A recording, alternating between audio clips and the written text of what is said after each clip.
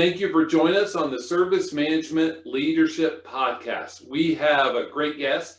David Billouz is joining us. David's an ITIL ambassador. David has a long history, long experience in the IT service management world. David, how are you? Fine, thank you. Thank you for inviting me. Thanks. All good. So David is, and this is off script, so you guys will appreciate this. David, how many languages do you speak? I would say fluently 3, and not fully fluently the 4th one. So I speak French. I'm French, English, as you can hear, Czech because I live in Czech Republic, and Spanish because I studied more than 10 years at school. Wow. So, and I say that just, you're a talented guy, and I struggle with the English language sometimes. So I appreciate those that can do better. You've been in the service management world a long time.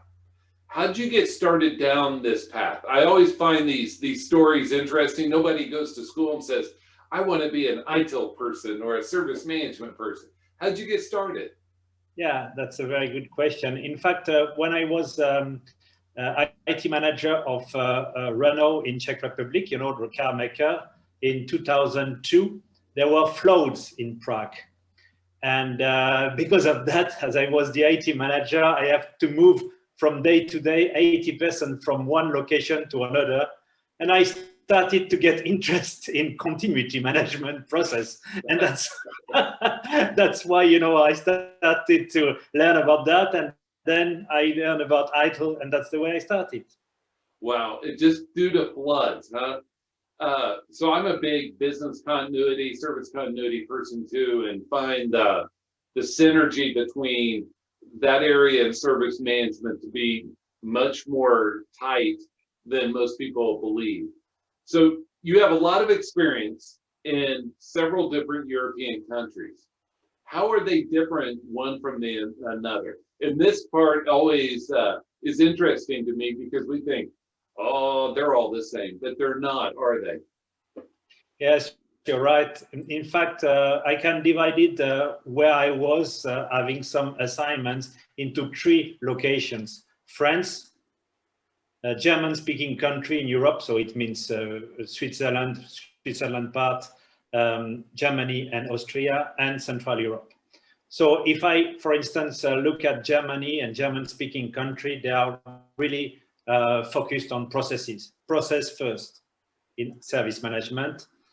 If I look more at my experience in French organizations, they don't forget, you know, the human part of service management. So that means the organization, the way, you know, they can ease the transformation to be sure that the people will, you know, say that this change is a good thing. So much more about the organization change management, as it is said in ITIL.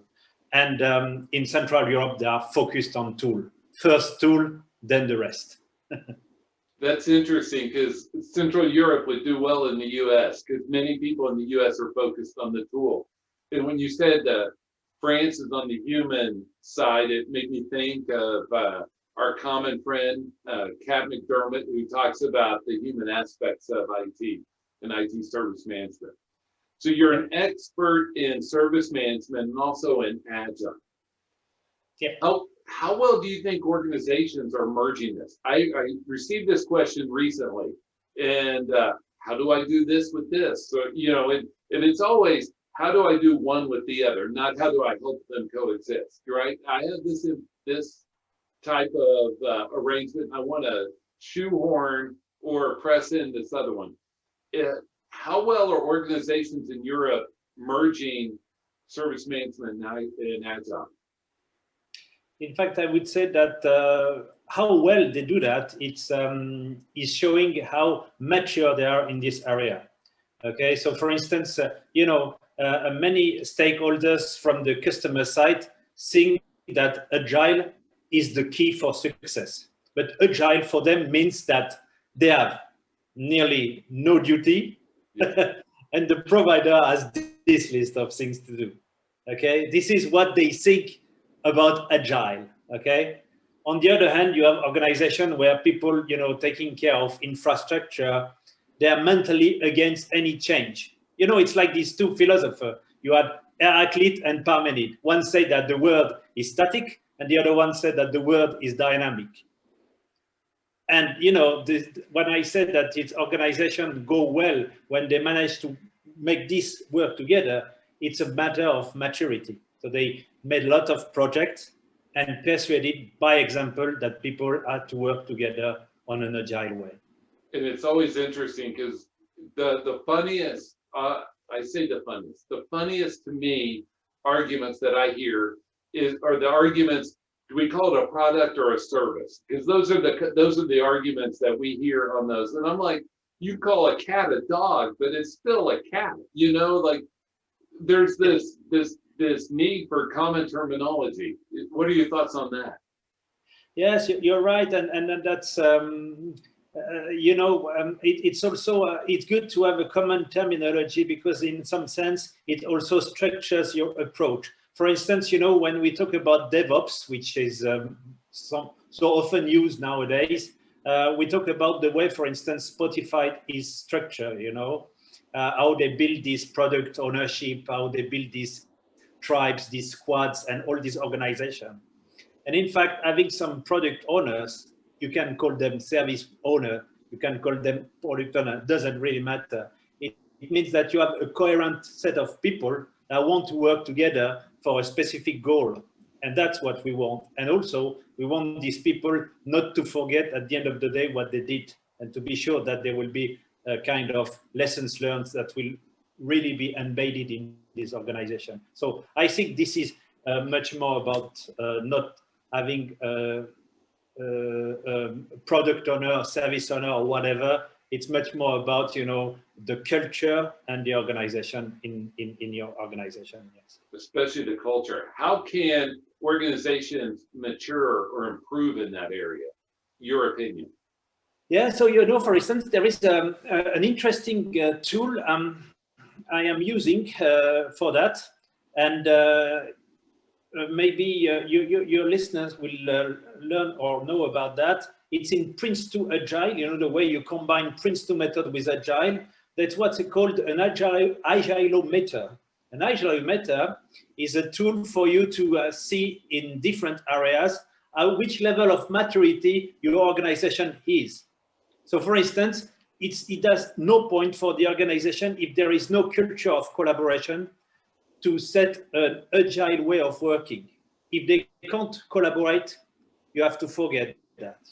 If they don't have, I would say, also the idea of having some flexibility of what is delivered, there is no point doing that. For instance, I was delivering a project where you had to implement an information system for wages to compute and create wages for employees. You have regulations. There is no time to say, okay, you will make a minimum viable product. It's all or nothing, So, and if you have this kind of project and this kind of organization, then it's difficult for you to try and create an agile way. Yes, and you mentioned two things that I just want to pile on. One is, especially when you're merging frameworks, you have to have the culture and the leadership buy-in from the top for everybody to get along and create this, because even ITIL 4 says, let's get away from the silos, let's collaborate, let's work iteratively. So, we're moving in that direction. We just need the culture and the leadership to help keep everybody on the same track. But the second part, you mentioned a way to measure. And us ITIL nerds, we always like measurement. We always like understanding how mature we are, how well we're doing. And I think those are two key points that we need to remember no matter what we're doing. So if you were tasked with implementing a common framework, Agile, Prince, ITIL within an organization, how would you do that? How would you go about merging those? And it can even be merging multiple Agile frameworks. But merging multiple frameworks, whatever they are, I think is going to be a big hurdle for the people in the next 5 years. You know what I mean? Because all these frameworks are converging. Oh, yeah, so that's a good question. In fact, the approach would be that you have, as I said, you have to rely on some tool sets to assess the maturity of the organization. As I say, there is no point, you know, to make a revolution in an organization. Right. You will never succeed. Okay. Right. So that's the first point. Otherwise, you will never have any sustainable change. Okay. Right. The guy that comes at the assignment, he will leave, and they will come back, you know, to the past. To the past bad habits. So you really need to know if it's worth doing that. And then when you have that, you can pick up some pilot to see if pilot project to apply this. For instance, you can have some pilot. We had some pilot project for Agile where we had to design some dashboard for commercial people, okay, based on BI infrastructure. So there was a good way for us to have an MVP, because we said that now there is a list of reports that the commercial people will have on a monthly basis to compute their bonuses. And let's start with a set of this. So in that case, you know that this organization sees a real added value of working, you know, iteratively and incrementally. So, but in some cases, it is not possible. So try to see if it's mature, pick up some pilot project, and from that you can derive whether it's something that you can apply just for a types of project or embed in the whole organization. That's what I would do. And that's even based in the ITIL core guiding principles, right? Start where you are, iterate with feedback. You know, that still is something that you can merge together. You mentioned DevOps a couple minutes ago. In DevOps and service management, people like those two can't live together. They can't. And I'm like, yes, they can.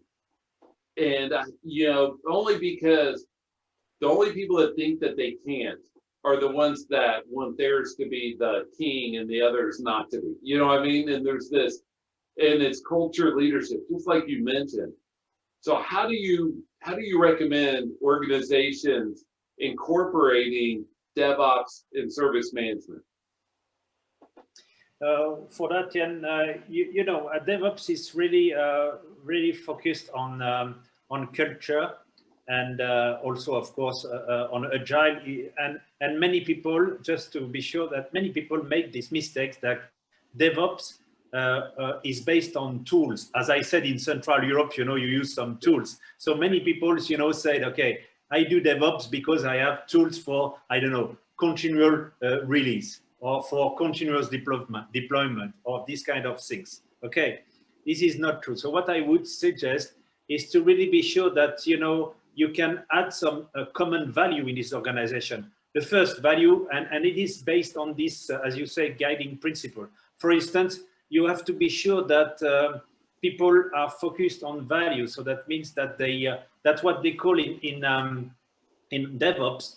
When you do something, when you have a project, then you see, you know, you have the end in mind. So you see, you know, why you do all that. Many people, and that's also explained in ITIL, that's what they call, I think, the golden cycle. You know, what they say is that people forget the why. They focus on the what and sometimes the how. Right. So DevOps, if you just take this approach and then you derive it with all these, let's say, synonym of what you have in ITIL, the guiding principle, then I think it's a good approach, because you focus on the why and not on the what. Or the how. And the one thing that I always tell people trying to incorporate these two is the code is the CI.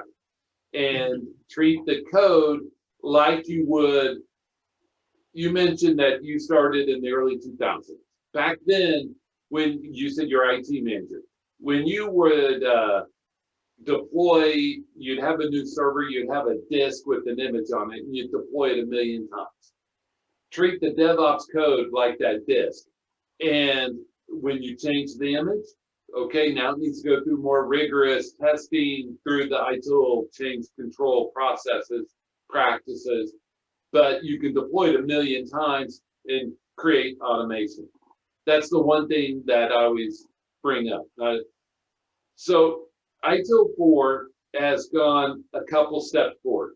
In my view, it still could have gone further, only because it talks about the why, but many people have many different types of organizations with different culture, different leadership, and they have these questions like how.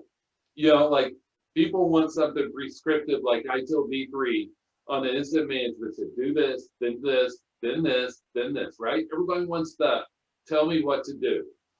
So ITIL 4 helps get the conversation started of bringing these frameworks together, like the guiding principles. What's the next steps? How are they going to be brought together fully? You could talk about the guiding principles, but there's a lot for organizations to maneuver around there, right? Yeah. In fact, when we look at the evolution of ITIL, we can see that the different versions, that they were, I would say, they came on about a decade, let's say, rhythm. So each decade you had a new version of ITIL. Okay. On the other hand, of course, you had some organization that faced some, let's say, issues to bring agile transformation much before the ITIL 4. Okay, so the challenge of ITIL is to be sure that they will not be only a reactive mode. And what will be the driver for that? For me, the driver now will be much more the technology. ITIL 4 is an operational model. So the core of that is what, this service value system, which is an operational model, okay? You can, mix together some practices with activities, and then you, let's say, manage all the issues you can, okay? You deliver value, as they say. But on the other hand, you have a lot of practices that don't address yet the technological challenges that we face now. For instance, artificial intelligence, machine learning. Okay, it's mentioned in high velocity IT in ITIL, but I think that's the I don't know. I'm not the author of ITIL, but I think that's a way, or that's a direction that has to be taken by ITIL if they want to survive, because ITIL is not the only framework in service management. There are others. Oh yes. No, I'm joking. Yeah. Some people won't want that to admit that. And to take that a step further, it goes back to something you said a couple minutes ago, is if we're trying to merge all these frameworks, we need to start with that customer and what they need, and that, as ITIL 4 would call it, value co-creation. Start at that point. What does the customer want, need? What do they want to help co-create and work backwards? Do you agree with that? Yeah, I agree. And I think that just the fact that we call that co-creation, it's also important from the point of view of the customers, because it really shows that it's not, this old-fashioned way of dealing with suppliers. As I said earlier, when you have only duties or when you have only rights, it's really about co-creation. So that means I'm sure that my users use this product properly. Otherwise, I can't complain, for instance. If they don't use it properly, they will never get a service that will be performed as they want. Okay, so I think that is an important just word, this co-creation, because it makes customers think a little bit differently. And I enjoy these podcasts, and so a lot of times I'll refer back to something someone said. Stephen Olick, a previous guest, said that sometimes IT is a self-licking ice cream cone, and that makes me chuckle every time, because it's like we create this just for ourselves, and in IT we need to say, Mr. Customer, Mrs. Customer, let's create value together. It's pretty, it always makes me chuckle. So do you foresee a time where there would be a common framework? And I threw this question in because I mentioned Kat McDermott earlier. She's starting this move that I think she's starting a book, or maybe even releasing the book, on trying to create a common terminology. But do you think there'll be a time where we'll have that common terminology across frameworks and, we think of product, service, or whatever else? You think there'll be a time where we'll get there? If I am optimistic, I would say yes, and if I'm realistic, I will say no. Realistically, I would say that it's desirable. Everybody wants that, but every owner of a framework, will have his own commercial interest. If there was no commercial interest, then ISO 20000 would have won this battle a long time ago.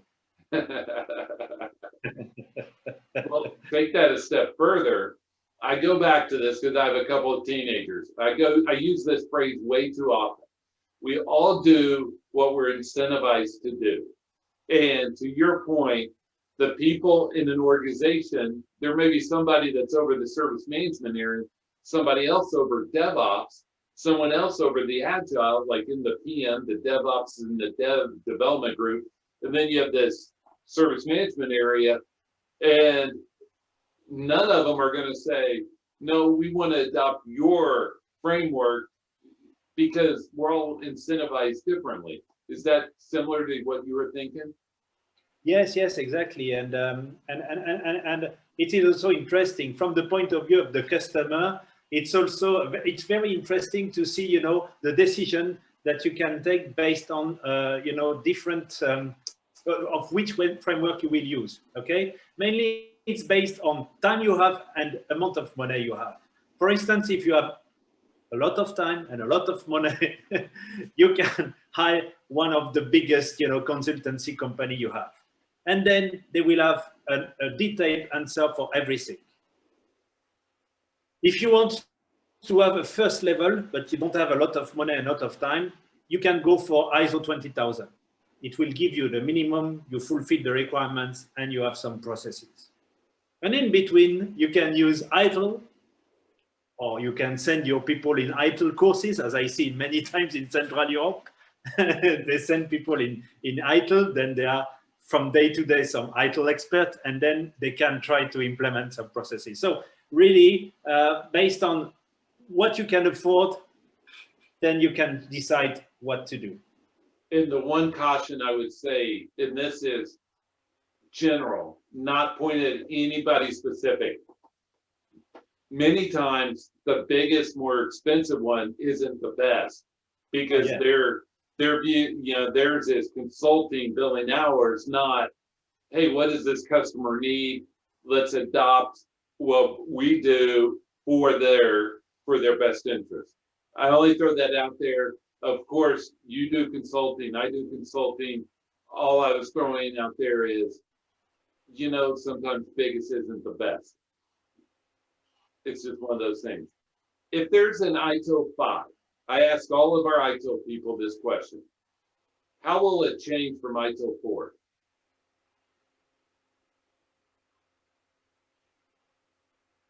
I think that I would say the core engine, which is the service value system and the service value chain, is something that will be built on. So that means that for me, the evolution on a short term would be about having some new practices. Okay, so for me, for instance, they need to enhance the enterprise service management. So that means to integrate some HR processes or some other processes in the practices, and also to have some practices that really, as I said before, are relevant for the new technological challenges from cloud technologies, machine learning, business intelligence, big data, and so on and so on.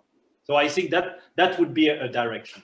And one thing that just you saying that I hadn't had this thought before, but since the service management tools are starting to adapt project management capabilities, incorporating Agile and DevOps into those capabilities would be another step, I would think. Yeah. All right. So COVID is like the 5-letter word, it's almost profanity now. How has it changed for you and your company, your group? Has it been impactful for you? So because of COVID, I had to manage people remotely for 6 months on a daily basis. So my team was in France and I was in Czech Republic. Very difficult, to be honest, very difficult. And but I had no choice. And I think that the situation will not be better.